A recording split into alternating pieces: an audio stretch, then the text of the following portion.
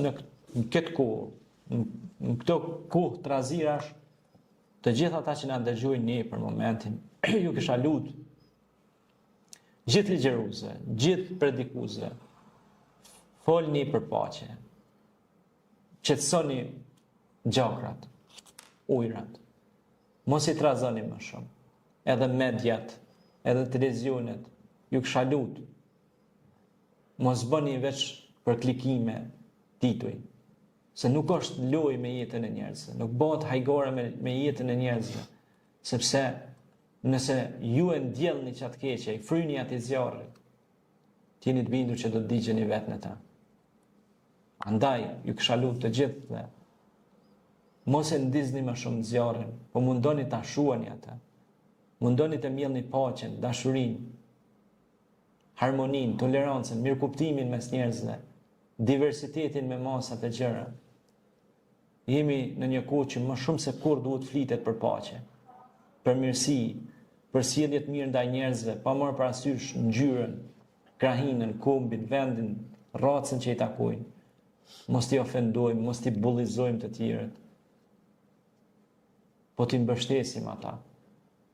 O njeri, pse bëhesh kafshë rrezikshme kur ti duhet jesh vetë njeri, sepse njeriu në identitetin e tij është i pastërt, është, siç thot John Locke, një empirist i njohur, thot njeriu lind i pastërt sikur letra e bardhë.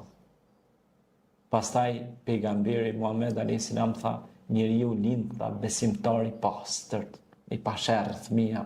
Pra kur lind fëmia në këtë jetë, thot, lind i pastërt, po pastaj ndikon thot shoqëria e degeneruar, e keqe, e shfrenuar shoqënia, pra munden me çuthet në rrugë pa krye, ose nëse është shoqëri e shëndosh, e edukuar, e shkolluar, e moralshme, se nuk është vetëm pyetje shkolla, se njeriu duhet të jetë i moralshëm, duhet të jetë i ndershëm, duhet të jetë maspore edukatën, tani kultura është nosion pak më i lartë. Pra ato ndikojnë shkollat, ndikojnë institucionet edukative, ndikojnë kompanitë mediatike që përçojnë edukat, shkencë, gjëra prodhuese, inovacioni, idetë që i shtin të rit për me pas më shumë shpresë, për me formue pra institucione ose matrica që i çojnë përpara proceset shkencore, njerëzore, edukative, jo kriminale, me prodhu armë për me shkatrue vetvetën, apo? Sepse ti nëse e plas atë armë atje, ma ta, mos kujto që pluhuri saj nuk do të vjen atë këti. Faleminderit Argo. Faleminderit shumë Argo për që na u përgjigje këtyre pyetjeve. Ka është sinqerta dhe unë për mendimin tim mendoj që çdo shikues duhet të di këto përgjigje sepse na ndihmojnë shumë. Faleminderit edhe për kohën që ndodhe me neve.